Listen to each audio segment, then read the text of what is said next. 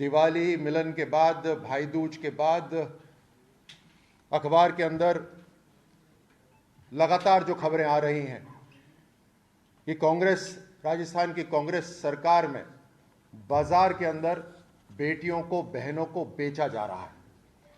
ये इतनी भयावह स्थिति राजस्थान की हो गई है कि लड़कियों की खरीद फरोख्त हमारे राजस्थान के अंदर हो रही है, उन्हें गुलाम बनाया जा रहा है।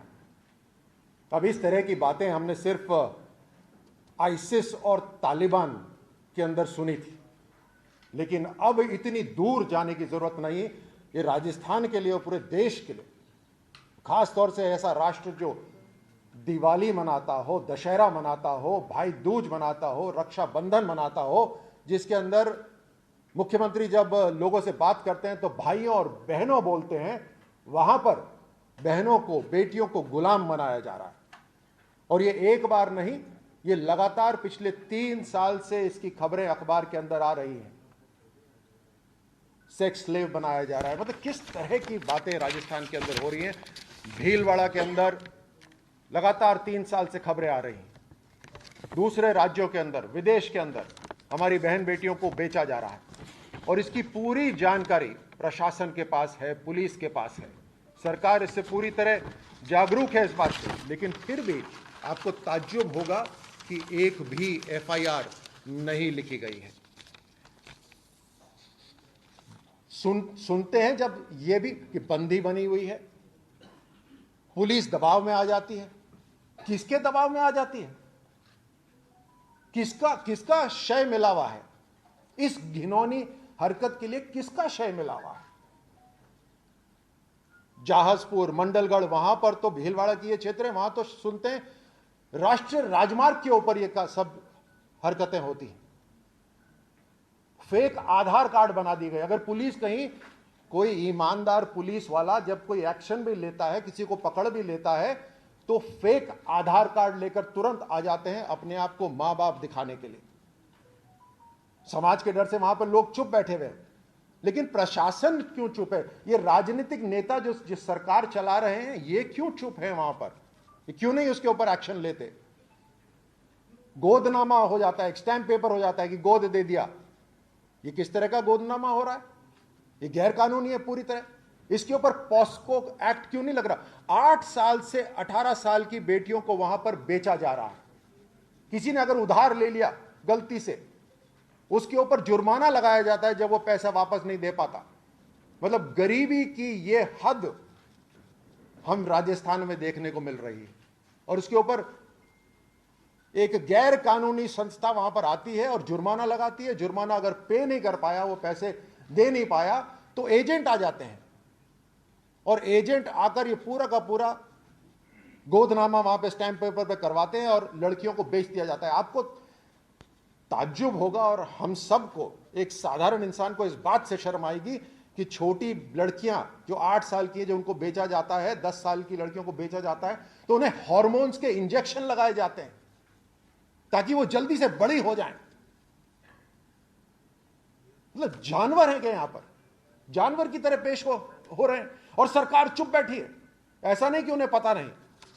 इसके ऊपर तुरंत कार्रवाई होनी चाहिए, पॉस्को एक्ट लगना चाहिए और पूरी तरह से वहां पर प्रशासन के लोगों को आगाह कर देना चाहिए कि इस तरह की हरकत तुरंत बंद होनी चाहिए। किस तरह से यहां पर राजस्थान के अंदर जो अपहरण के मामले हैं वो बढ़ते जा रहे हैं। यहां पर औसतन 14 बच्चे प्रतिदिन मिसिंग होते हैं राजस्थान से। 1 महीने के अंदर 400 लड़कियां मिसिंग हो जाती हैं राजस्थान से। और पूरे देश के जो आंकड़े हैं उसके अंदर राजस्थान का नाम बहुत ऊपर हो रहा है ऐसी चीजों के अंदर। आपको पता है कि दुष्कर्म के अंदर राजस्थान का नंबर सबसे ऊपर हो रखा है। अब बेटियां गायब हो रही हैं, उसके अंदर राजस्थान का नंबर, देश में उसका प्रतिशत बढ़ता जा रहा है।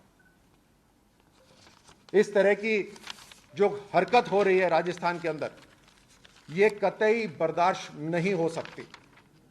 आपने कल पढ़ा, सेंट्रल पार्क से अपहरण हो गया।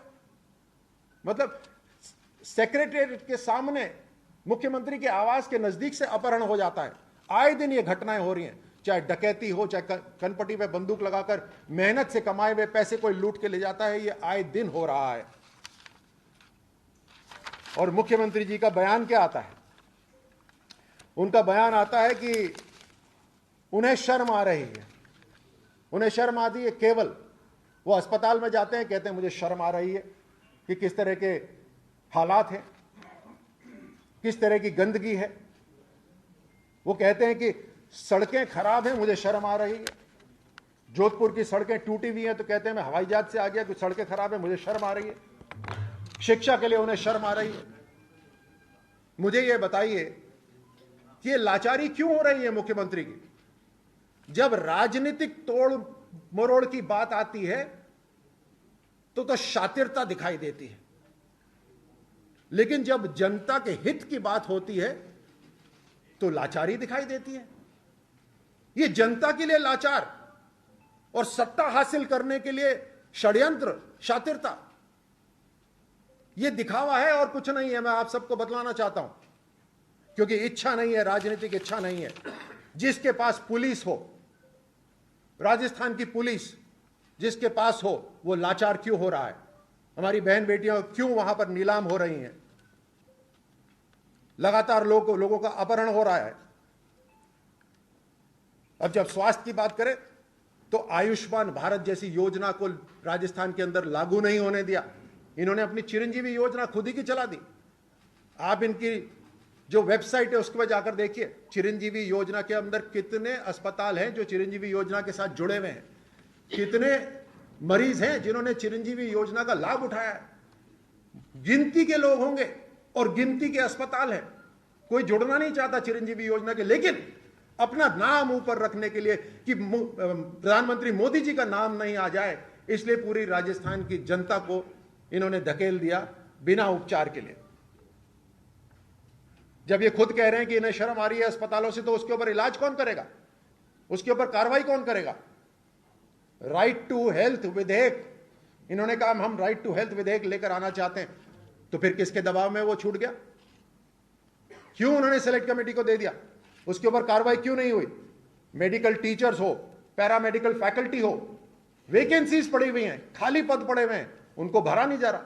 लेकिन उन्होंने शुरू में, अगर आपको याद हो, इन्होंने खूब दावे करे थे शुरू के अंदर कि हमारी प्राथमिकता रहेगी मुफ्त दवाई, मुफ्त उपचार। मुफ्त दवाई का भी आपको पता है कितनी मुफ्त दवाइयों की इन्होंने बात करी और कितनी वाकई में मिल रही है। एक के बाद एक मैं चाहता हूं आप दिखाइए। ये सारे पेपर कटिंग्स है। ये इन्होंने खुद ने कहा मैं निजी अस्पताल के अंदर लूट मच रही है। ये मुख्यमंत्री कह रहे हैं निजी अस्पताल के अंदर लूट मच रही है, तो कार्रवाई क्यों नहीं करते? आए दिन पेपर भरे हुए हैं सारे के सारे। ये डकैती का ये हालत है, दरवाजा बंद कर लो नहीं तो लुटेरे आ जाएंगे। ये राजस्थान की हालत है। ये भरे हुए 25-50 सारी की सारी पेपर कटिंग अखबारों की, ये स्वास्थ्य से रिलेटेड, हेल्थ उससे रिलेटेड। केंद्र सरकार ने राजस्थान के अंदर अपनी पूरी जिम्मेदारी निभाते हुए 23 मेडिकल कॉलेजेस की घोषणा करी है, जिसमें से कुछ बन चुके हैं और कुछ बन रहे हैं। लगातार आयुष्मान भारत पूरे राष्ट्र के अंदर जो मरीज हैं उनको उपचार की एक सुविधा दे रहा है, लेकिन राजस्थान के अंदर ये सुविधा नहीं है। जहां मेडिकल कॉलेजेस की हम बात कर रहे हैं, केंद्र सरकार यहां पर 23 मेडिकल कॉलेज जब खोलने की बात करी थी तो जमीन दिलाने में राजस्थान सरकार को बहुत कष्ट हुआ था। इतनी बेसिक सी चीज राजस्थान में सरकार नहीं कर पाई थी। ये अराजकता, ये जंगल राज जो राजस्थान में चल रहा है, ये बर्दाश्त से बाहर है और भारतीय जनता पार्टी आगाह करती है उन सभी को जो इसके लिए जिम्मेदार हैं। हम ये बर्दाश्त बिल्कुल नहीं करेंगे। ये नैतिक आधार जो राज्य सरकार का है वो खत्म हो गया इनका सत्ता करने का। हम यहां से प्रेस कॉन्फ्रेंस करते हैं तो उसमें इनके जो प्रदेश अध्यक्ष है कांग्रेस के, वो कहते हैं बात किसकी हो रही है, या बात किसकी हो रही है, या बात राजस्थान की हो रही है, और ये बात जरूरी है, ना कि कौन व्यक्ति कर रहा है। आधिकारिक तौर पर भारतीय जनता पार्टी की प्रेस कॉन्फ्रेंस हो रही है। हम भले ही पहचान के परे हैं, लेकिन हम बात कर रहे हैं राजस्थान की, राजस्थान के स्वाभिमान की, राजस्थान के मान सम्मान की, राजस्थान की बहन बेटियों की। और जो लोग जिम्मेदार हैं इसके, वो गुनाहगार हैं राजस्थान के लिए। जो जो जिम्मेदार हैं वो सब आगाह हो जाएं, क्योंकि जब कार्रवाई होगी तो उसमें किसी को नहीं छोड़ा जाएगा जब राजस्थान की बहन बेटियों और इज्जत और स्वाभिमान की बात हो। सुनकर देखो, सुनकर देखो, सुनकर देखो जी। ममता, राहुल, मोदी बोले, लिखे जितेंद्र जी।